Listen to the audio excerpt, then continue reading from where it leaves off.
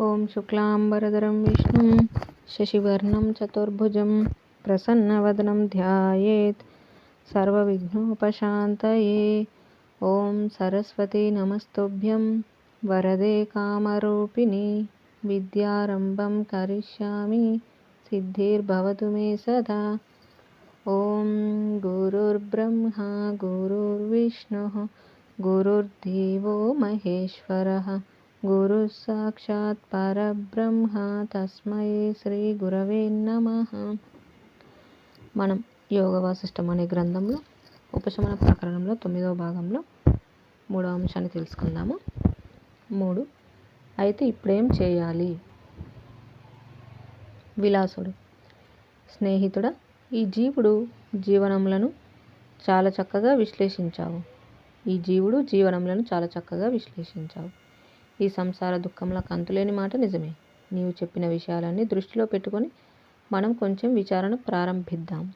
మనకు కలుగుచున్న బంధములకు హేతువేమిటి? చిత్తమే కదా. ఒక పాశం వలె బంధహేతువవుచున్న ఈ చిత్తమును ఖండింపగలిగామా? మరింకేమీ అవసరం లేదు.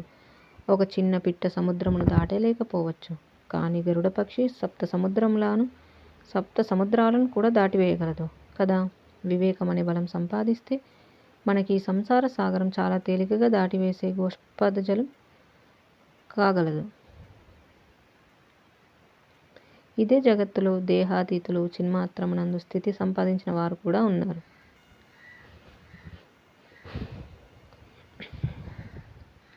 వారు ఒక బాటసారి జనసమూహమును చూస్తున్నట్లు ఈ శరీరమును తదితర జగత్తును గాంచగలుగుచున్నారు.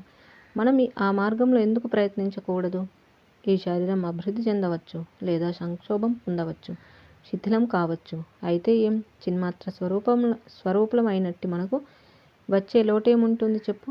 రథం చెడినంత మాత్రం చేత రథసారథి చెడతాడా? మనస్సు బాగుండవచ్చు, చెడవచ్చు. చైతన్యమునకు ఏమి నష్టం?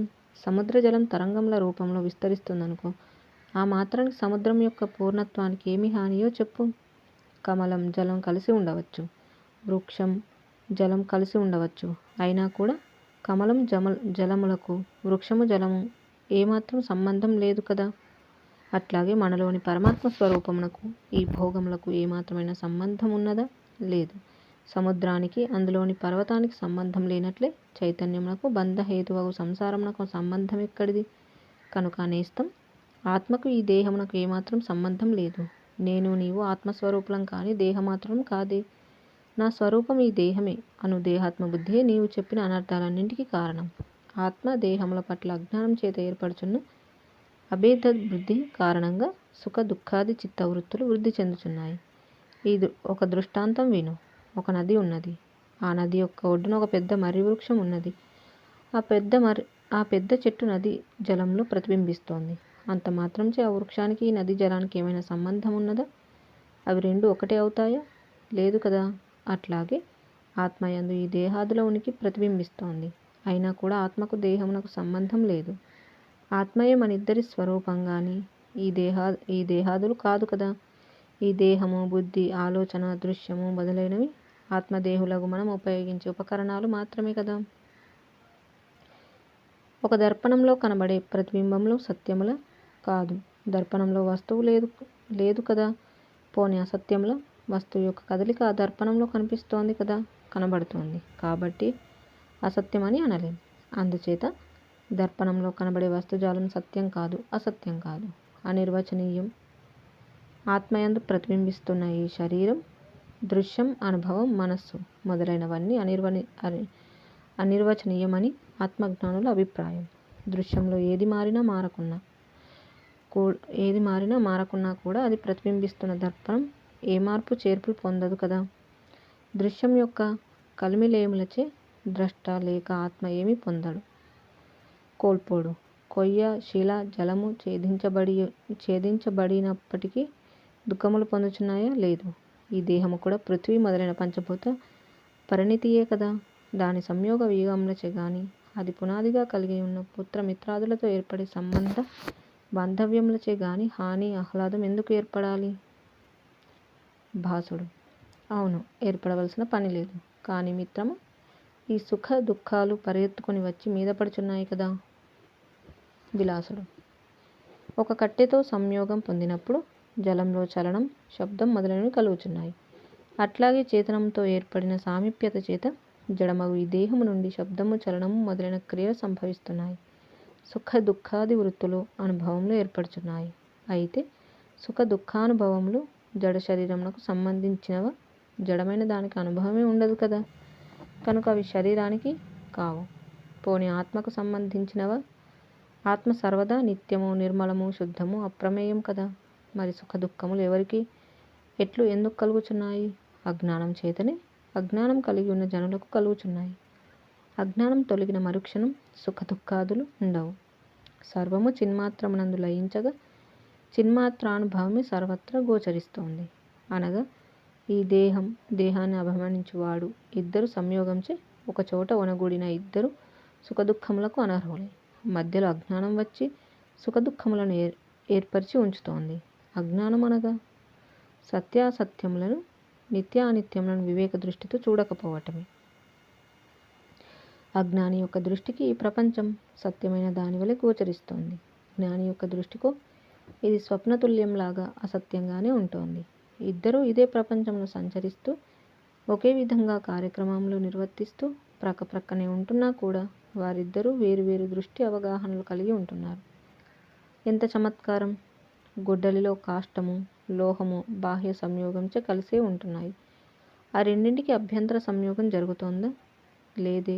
జ్ఞాని ఈ జగత్తులో సంచరిస్తున్నప్పుడు అభిమానశూన్యుడై ఆసక్తిరహితుడై ఉంటున్నాడు. మనోవృత్తి దృష్ట్యా చూస్తే అతనికి సుఖ దుఃఖాలు కలిగి ఉండవచ్చుగాక అభ్యంతరంలో తాను ఆయా అనుభవములన్నింటికీ వేరై ఉంటున్నాడు. మిత్రమా, భాసుడా, మరల ఒకసారి ఒక ప్రకటన చేస్తున్నాను. జలంలోని ప్రతిబింబం వలె ఆత్మకు దేహమునకు ఏమాత్రం సంబంధం లేదు. విషయరహితమగు శుద్ధ జ్ఞానం అంతటా అన్నిటా సర్వదా వ్యాపించి ఉన్నది. ఇక ద్వైత భావముచే కలంకితమైన తదితర జ్ఞానం అంటావా, అదంతా సత్యమే కాదు. భాసుడు: కాకపోవచ్చు, కానీ మనకు తదితర జ్ఞానం అనుక్షణికమై సత్యం వలె సంప్రాప్తిస్తుంది కదా. విలాసుడు: ఎందుచేతనో మనం గ్రహించాలి. బాలుడు: అదిగో ఆ చీకట్లో పెద్ద దయ్యం ఉన్నది, నాకు కనిపిస్తోంది అని తండ్రితో పలికాడనుకో.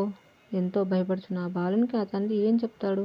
బిడ్డ, నీవు పగలు ఆడుకునేటప్పుడు మర్రి చెట్టు చూచావే, అదే ఆ ఆకారం. అక్కడ దయ్యం లేదు, గియ్యం లేదు. నీకేం భయం అక్కర్లేదు అని చెప్తాడు కదా. ఆ బాలుడు దయ్యం గురించి భావన చేసినట్లు దుఃఖరహితమగు ఆత్మ తనయందు దుఃఖములకు సంబంధించిన భావన చేస్తోంది. ఒకడికి స్వప్నంలో ఎక్కడో ఉన్న లేదా ఎప్పుడో గతించిన బంధువులు కనిపిస్తారు. వారితో ఆ స్వప్నంలో ఏర్పడే సమాగమం వాస్తవమా? కాదు కదా. ఆత్మకు దృశ్యమునకు గల సంబంధం కూడా అట్టిదే. స్థాణువును చూచి భూతమని అనుకుంటే స్థాణువు భూతమవుతుందా? కాదు. కానీ ఆ దుష్టభూతం యొక్క అనుభూతిని అమాయక బాలుడు పొందుచున్నాడు. ఆత్మకు విషయములతో సంబంధం లేనప్పటికీ అంతఃకరణము యొక్క నిశ్చయముచే సంబంధం ఏర్పడుతోంది. కనుక దేహములకు ఆత్మకు ఏ సంబంధం మనకు తోచుచున్నదో అదంతా మిథ్యయే. ఒక కొయ్య బొమ్మ నీళ్ళలో పడినంత మాత్రం చేత నీరు ఆ బొమ్మలో ప్రవేశిస్తుందా? అట్లాగే దేహధ్యాసలైనట్టు ఆత్మ కూడా దుఃఖములచే బాధించబడదు. భాసుడు: అంటే అర్థమేమిటి? దేహధ్యాస చేతనే దుఃఖం ఉండటం జరుగుతోందనా? విలాసుడు: అక్షరాలా అంతే. దేహ భావన చేతనే ఆత్మ దుఃఖం పొందుతోంది. కాబట్టి దేహాత్మ భావన త్యజించుటచే ఆత్మ ముక్తి నొందగలదని విజ్ఞుల స్పష్టమైన అభిప్రాయం. అదే అనుసరణీయం కూడా. ఒక తటాకంలో ఉన్నట్టి నాచు, ఆకులు, కాష్టము, జలము పరస్పరం ఒక చోట ఉన్నప్పటికీ వాటిలో ఒకదానితో మరొక దానికి అంతరంగ సంబంధం లేదు. కనుక అవి ఒకదాని పట్ల మరొకటి దుఃఖరహితంగానే ఉంటున్నాయి. ఈ దేహ, ఇంద్రియ, మనస్సు, ఆత్మలు ఒక్కచోటే ఉన్నప్పటికీ అంతరంగ సంబంధం లేకపోతే దుఃఖరాహిత్యమును పొందగలవు. వృక్షమునకు కారణం బీజమే అయినట్లు ప్రపంచంలోని సర్వ ప్రాణులకు అంతరంగంలో గల సంగం ఈ జర, మరణ, మోహములకు కారణమగుచున్నది. ఏ జీవుని యందు అంతఃకరణ సంగము ఉంటుందో అతడు మాత్రమే ఈ సంసార సాగరమున మునుగుచున్నాడు. అంతఃసంగరహితుడు సంసార సాగరమును దాటిన వాడవుచున్నాడు. అంతఃసంగము గల చిత్తము అనంత శాఖాయుతమై ప్రకటితమవుతోంది. అంతఃసంగము లేని చిత్తము సంగరహితమై తనకు తానే వినష్టమగుచు అచిత్తముగా చిత్తస్వరూపంగా పరిణమిస్తోంది. విషయాసక్తము కాని చిత్తము సంసారంలో ఎన్నప్పటికీ ఇబ్బంది ఏం లేదు. అట్టి చిత్తము స్ఫటికమణి లింగం వలె అతి పవిత్రమైనది. అది విముక్తమే అవుతుంది. అట్లా కాకుండా చిత్తము విషయాసక్తమై ఉన్నదా, అది గొప్ప తపస్సు చేస్తున్నదైనా దృఢబంధం కలదిగానే ఉంటుంది. సంశక్తియుతమైన మనస్సు బద్ధము, సంశక్తిరహితమైన మనస్సు ముక్తము.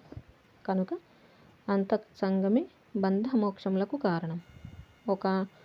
ఒక నౌక కొన్ని పదార్థములను తీసుకుపోతున్నదనుకో, అందులోని పదార్థములు దోషములు, ఆ నౌక పయనిస్తున్న జలంలోని తత్వాదులు వేరు వేరు కదా.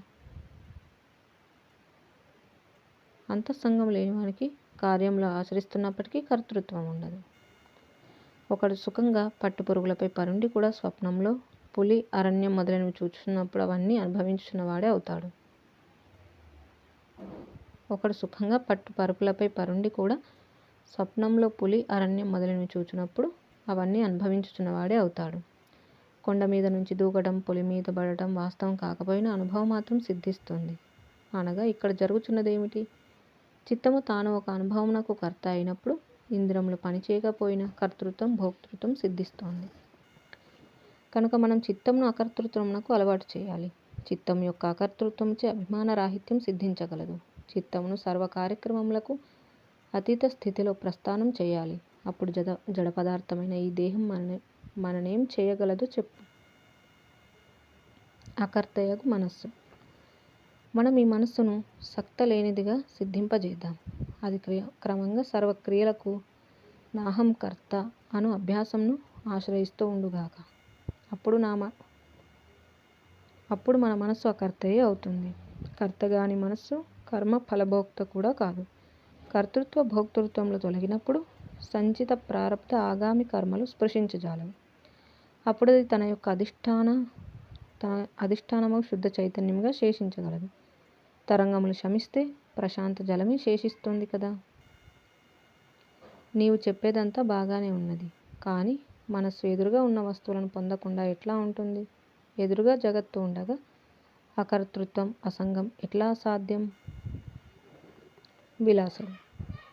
ఒకానొకని మనస్సు దూరంగా ఉన్న ఏదో ఉత్సాహభరితమైన దృశ్యమును చూడటంలో లగ్నమై ఉన్నదనుకో, అప్పుడు అతడు సమీపంలోని శబ్ద స్పర్శలు గుర్తించలేకపోవటం మనకు అనుభవమవుతున్న విషయమే కదా. అనగా దీని అర్థం ఏమిటి?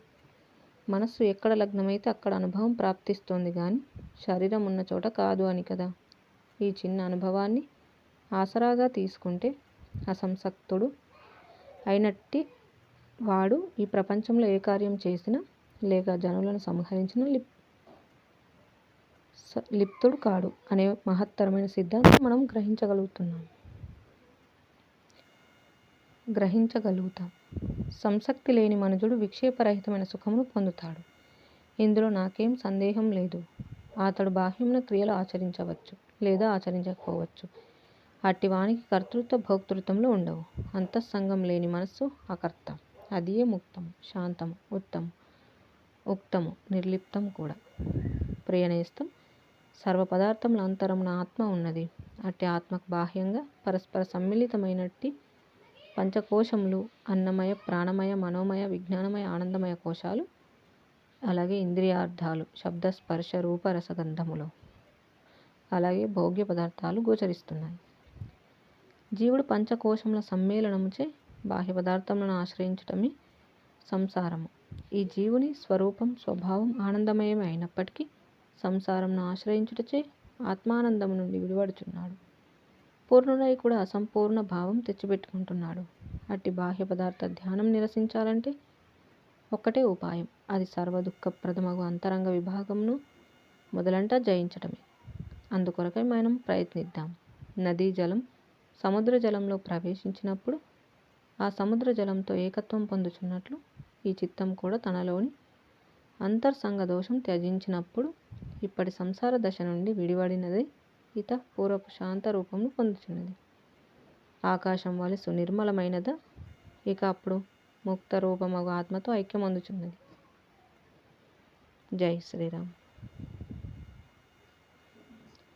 ఈ విధంగా మనకి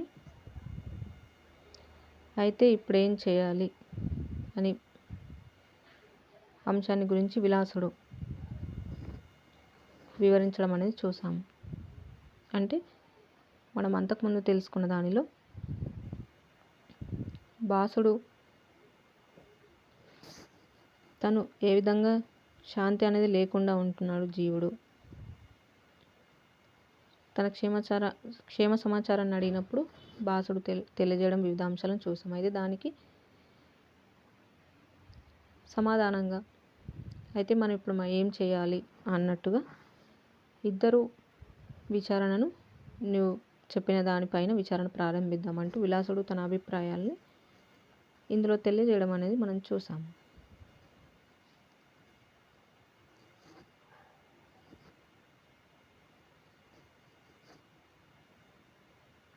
ఇక మిగిలిన అంశాలు మళ్ళీ తెలుసుకుందాము. ఇంతటితో ముగించుకుందాము. జై శ్రీరామ్.